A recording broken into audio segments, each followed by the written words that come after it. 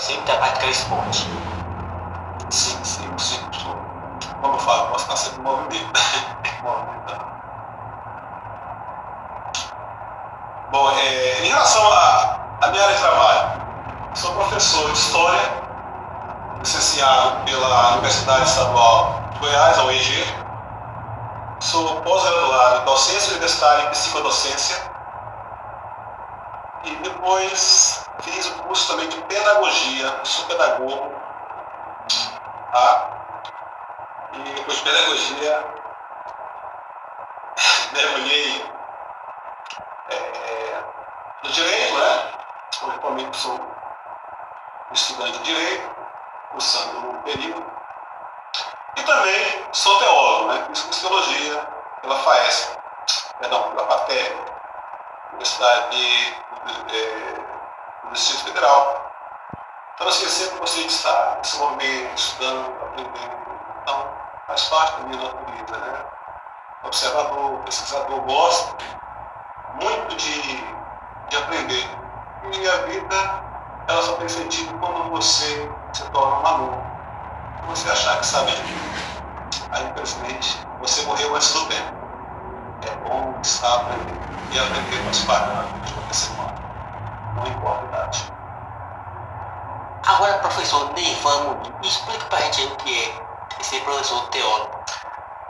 A teologia tem várias vertentes, né? Então, a minha vertente de teologia, estudar teologia, é conhecer um pouco sobre a natureza divina. É uma pergunta que geralmente as pessoas falam: quem é Deus? Então, fica essa interrogação. E quando a gente vai estudando teologia, tem um autor inglês, Langston, que ele fala que Deus é um ser totalmente perfeito, bom e justo, que governa tudo e todos pela força do seu poder. Uma definição muito ampla, mas ao mesmo tempo rasa, porque Deus não tem como se definir em palavras. Ele é amor, só isso que eu sei dizer. Deus é amor. Então, professor, vamos falar pra gente um pouco sobre o teólogo. Bom, a teologia tem umas áreas que hoje foi até o meu TCC, eu trabalho com conclusão do curso de História, que eu trabalhei muito com a questão das irmandades. Tinha uma temática, um tema, que falava sobre a questão da alma, da imortalidade da alma, e como é que naquele período colonial, a igreja, né, e os seus adeptos viam em relação ao sagrado. Alguns registros que os fazendeiros, aqueles que eram adeptos, né, catolicismo, até porque naquele período todos teriam que ser cristãos. Ser cristão era ser católico. E as riquezas eram entregues à igreja. Uma forma de, vamos dizer assim, uma troca de favores entre o humano e o sagrado, e a divindade, né? Então aquele adepto dizia que entregava seus bens à igreja e dizia: olha, eu entrego minha fazenda, conquanto que a igreja faça missa para a minha alma enquanto ela existia aqui na terra. E então a pessoa também tinha um lugarzinho, tanto no céu como também na igreja. Inclusive era comum isso na Europa e aqui nas colônias de Portugal, em qualquer colônia dos países trabalhadores que colonizaram o mundo, como a Holanda, Espanha, que enterrasse o adepto dentro da igreja. Então era uma forma de garantir a salvação. Agora, professor Neivan, fala pra gente aí como é que é feita as pesquisas. Amigo Bolotinha, é assim. Primeiramente você tem um tema. Você tira o tema, então você agora vai delimitar o espaço temporal desse tema. Digamos que é um tema que está sendo abordado hoje, nos anos 2000. E daí você vai ter um material referencial histórico desse tema que você vai estudar, para que quando você for pesquisar a sua pesquisa, você tenha uma referência aonde buscar. Por exemplo, Quando você fala a cidade de Montpellier, que você faz muito bem, você chega lá e apresenta o arco, que é a entrada da cidade. Quando você observa aqueles arcos, qual é a referência? Como é que o construtor daquele arco, daquela paisagem, ele abstraiu do imaginário para construir aqui em Montpellier? Então, esse imaginário está lá no Arco da França, que é uma cultura, uma arquitetura koiné. Aliás, perdão, eu estou confundindo aqui o nome. Cultura Bororô, se eu não me engano, depois eu vou dar esse olhar, onde o arquiteto vislumbrou aquela arquitetura para trazer para a cidade de Montpellier. Entende? Então isso é um referencial teórico. Você não cria nada do nada, você sempre está buscando algo no passado para tentar modelar o progresso daquilo que você acha que é o melhor para aquele momento. E as pesquisas nascem assim. Ou seja, a ponte do Arco de Montpellier é de origem francesa. Francesa. A arquitetura francesa. Tá vendo? Muito bem, professor Neivan Muniz. Agora, professor Neivan Muniz, aquele obelisco tem mais ou menos quantos anos? Olha, o obelisco aqui no Montpellier, eu vendo aqui nessa reportagem, quando andando no centro da cidade, eu vi que ele é de 1943. E faz aniversário agora em novembro, né? O ano vai fazer 80 anos. Em relação à ponte, né?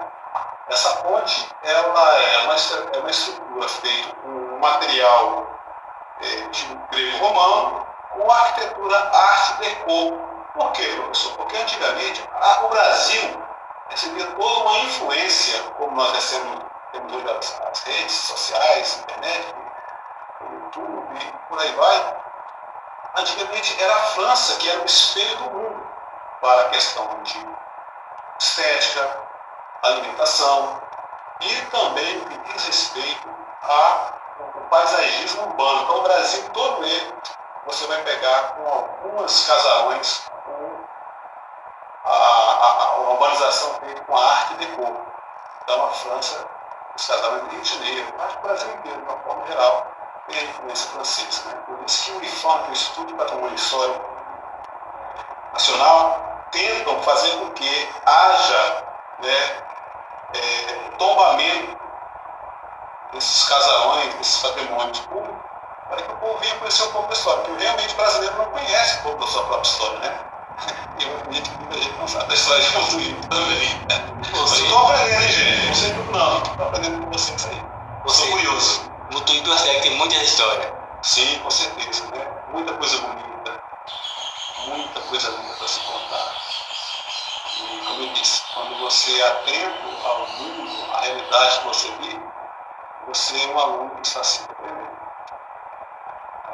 Sempre aprendendo algo novo. Isso é importante. Agora, professor, a história da própria cidade que mora em Montpellier. Olha, não é só Montpellier, não. Acho que o Brasil ele tem problema de memória.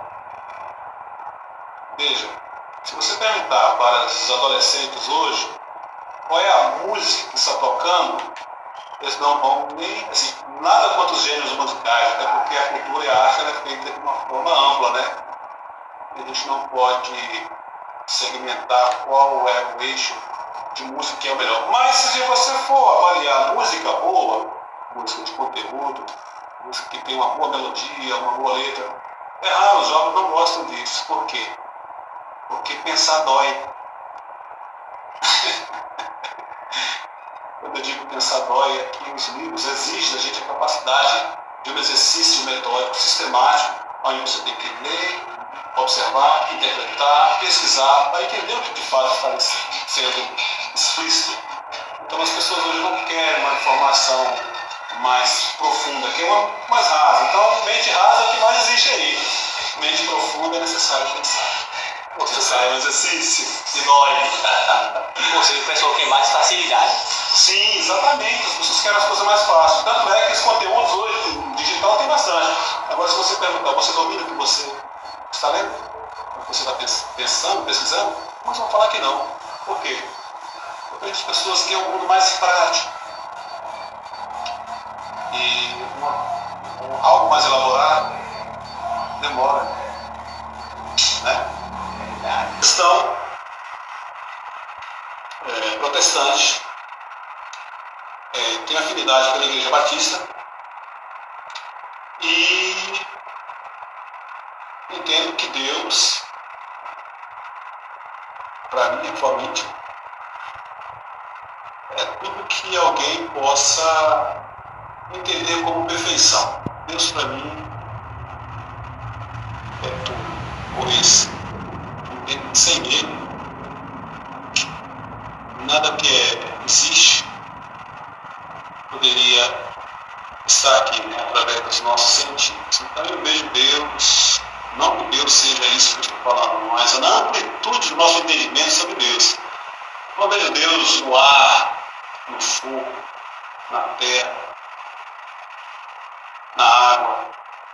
Então Deus, Ele é amplo. E a multiforme graça de Deus é visto de uma forma que nas pequenas coisas eu percebo e vejo a mão do Criador. O salmista fala, nos Salmos, que são os Salmos poéticos, né? Ele escreve assim: os céus manifestam a glória de Deus e o firmamento anuncia as obras das suas mãos. Então ele, que é um poeta, um homem inspirado, faz essa explanação sobre Deus, olhando para o universo, as estrelas, os astros luminosos, e para a terra, e contemplando o favor de Deus. E eu adendo também ao pensamento do salmista. Os céus manifestam a glória de Deus e o firmamento, ou seja, a terra, anuncia as obras das suas mãos. Agora, professor Neivan Muniz, fala pra gente aí um pouco da simplicidade de Deus. Olha, a simplicidade de Deus parece estranha, ao mesmo tempo é tão simples, que perceba,